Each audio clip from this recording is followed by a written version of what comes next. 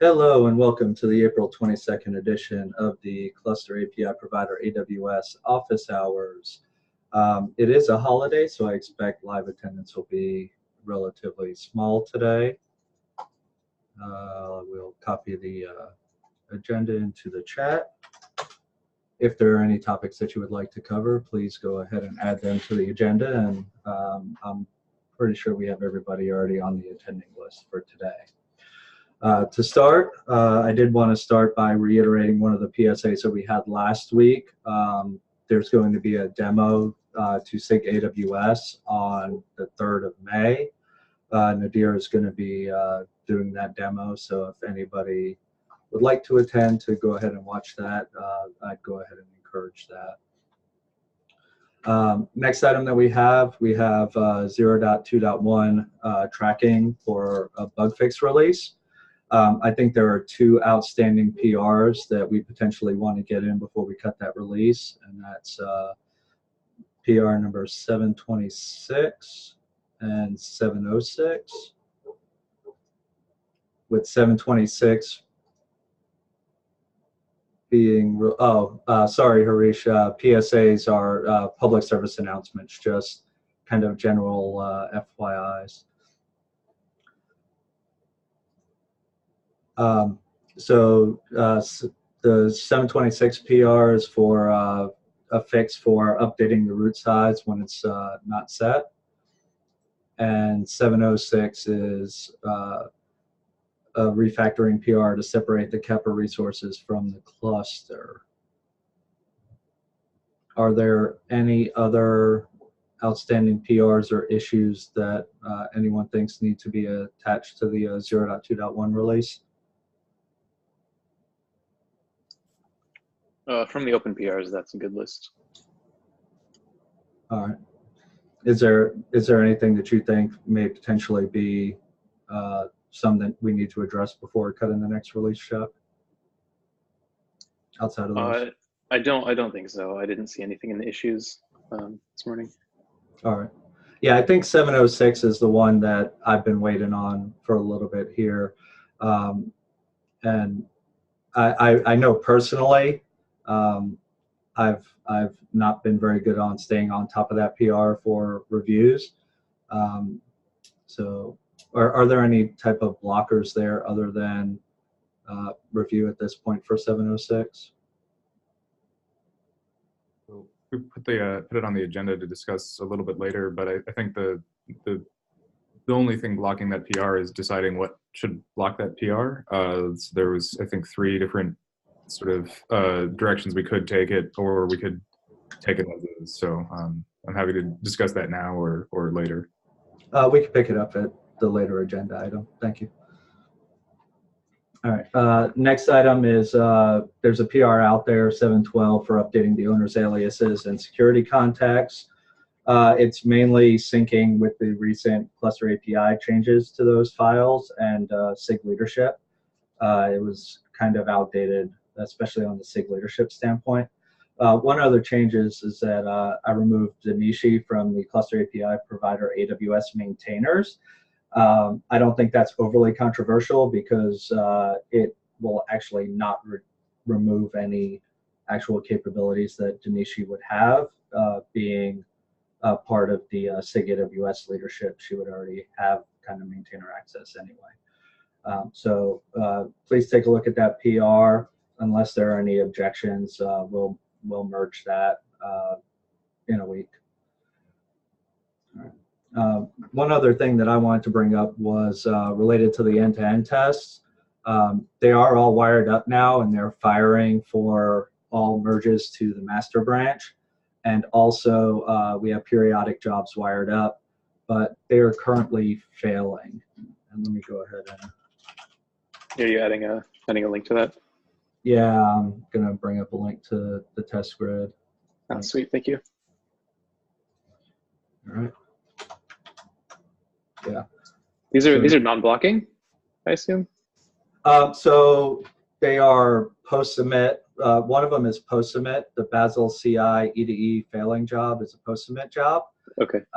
So it wouldn't block PRs anyway. and then the other one's a periodic job. So neither of them are actually in the PR blocking workflow. Got it.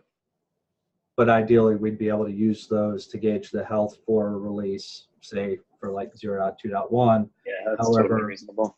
However, since they haven't quite worked since they've been wired up, you know, they're not a really good signal right now. So if anybody has any spare cycles to troubleshoot why those are failing, please go ahead and take a look. Yeah, I think I can take a look at those actually. All right, that'd be great, Chuck. Yeah. All right. And with that, let me go ahead and toss it back over to you, Seth, for the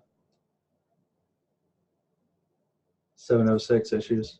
Yeah, so there's been a decent amount of discussion on there. It's a pretty meaty change, even if the code's not so complex. The three sort of outstanding questions that I was tracking were what tagging, if any, we want to do for shared resources like provided VPCs. The in-cluster cloud provider, like there's a constant that says that you tag it with shared, and that's what that means, but the values never seem to be referenced in that code. So it's sort of ensuring that you've tagged it with something, but it doesn't care what it is unless it's, well, I think it never cares what it is actually, whether it's owned or shared. It creates the things it creates, it tags as owned, but, and so I wasn't sure how much, if any, of that behavior we wanted to bring across. Yeah, so from my perspective, I don't think we really want to bring over any of that behavior. One, I don't think we should effectively try to tag anything that is provided to us because we may not even have permission to modify that resource. So I think assuming that we can tag kind of a predefined, pre-existing infrastructure that people are handing to us is a little presumptive. But other than that, it also would require that somebody providing us this would have to pre-tag it, and I don't think that's necessarily a very good user experience either. That was sort of my concern as well, especially if we have, we're planning on having many clusters sharing a VPC, and either that gets to be a very large list of shared tags, or there's yet another concept of like a super shared. So yeah, I'm happy to revisit that, I guess, in the future. But it sounds like for this PR, maybe we can as is, where it preserves the existing functionality of not requiring provided resources be tagged in any particular way.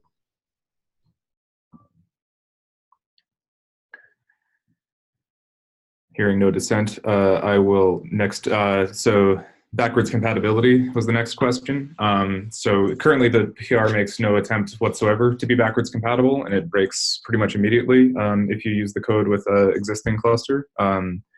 It doesn't see the security group, and it tries to recreate it, and it can't because the security group of that by that name already exists. So it's not impossible to make it backwards compatible. The questions that I had around doing that are like, how long, like when would be the appropriate time to remove that backwards compatibility? And so that sort of, in my mind, governs kind of the shape of how the backwards compatibility is achieved. If it's going to be sort of very long term, that's a different constraint than if it's going to get dropped in a point release or two. So I don't think we need to provide a long period of backwards compatibility, simply because we are basically alpha grade at this point. But I think having some level of backwards compatibility, say at least a point release of overlap, would allow an actual migration path for people to get from the 0.2.0 type of tagging to the new type of tagging. Otherwise, we would have to have some type. The other alternative that we would have is having some type of external tool that could be run to migrate a user to be compatible with 0.2.1. I think personally, it would probably be easier to say 0.2.0, 0.2.0, upgrade to 0.2.1, get one reconciliation loop, and then you can move on to future versions. I think that would be a sufficient migration path with not a horrible kind of operator experience to get there.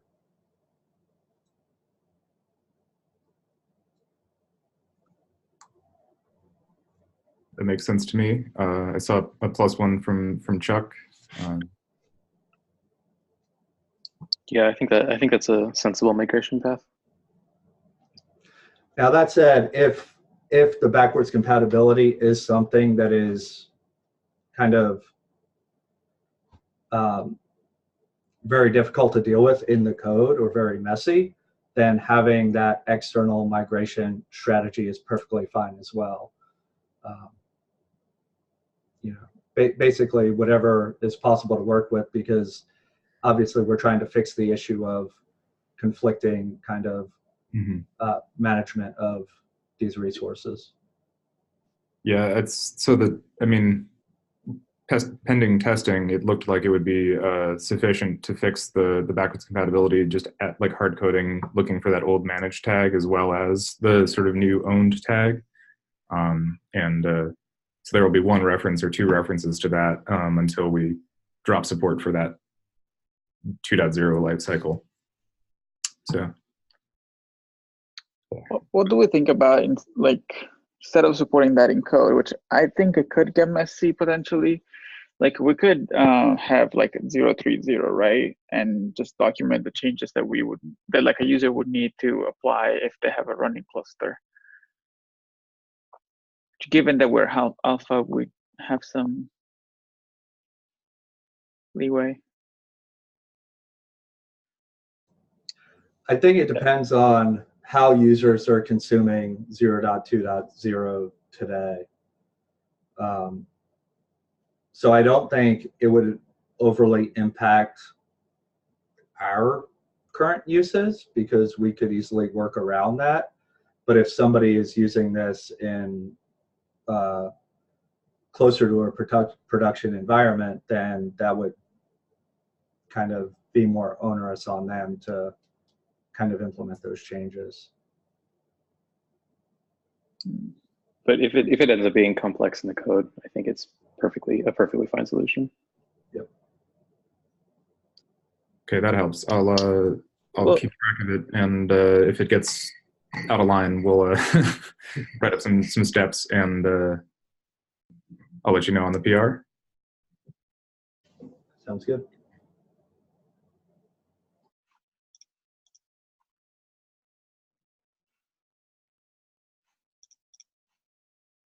And so then the last sort of thing there is in the code we now inherit a dependency on the cluster name to ask the question of, do I manage this resource? Which, it's additional logic that needs to be passed through, or data anyway. The previous behavior was that it would decide it managed the resource if it was managed by any cluster API code base that had access to the resource. So I can tell you a story where this is an improvement, but it does add some complexity. So that was I think, Vince, that was your comment on the is unmanaged calls. I just wanted to raise that and make sure like I wasn't missing something important there. I don't think so. I think it was more like we're calling a method on scope and then passing the scope in again, which is okay. Not ideal. We could promote the is managed VPC method to the scope itself. As I recall, the VPC doesn't know the name of the cluster. The scope does, but the VPC spec itself doesn't, which is why I did it that way. Yeah. It's not a huge deal. It just that like I see this going the wrong way, passing like one parameter you shouldn't pass in. So No, oh, we can figure it out. It's not a huge problem though. Cool. And then I think Andrew wanted to talk a little bit about the some of the other issues that we hope this PR might fix. Yeah. So just specifically, the last bullet on the agenda is worth calling out. I think there's some strange racing happening in the network reconciliation with respect to the security groups.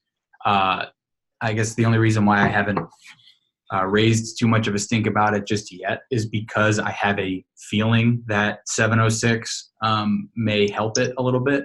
But basically, non-deterministically, the network reconciliation will create a security group and then immediately fail on that security group already existing, like 2 seconds later.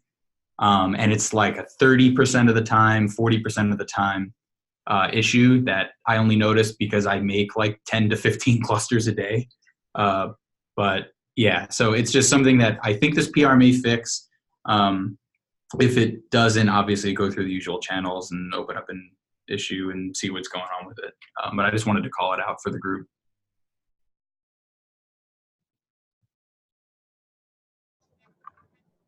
Yep. Sounds good. And I've noticed some kind of racy behavior with the way that we create networks as well.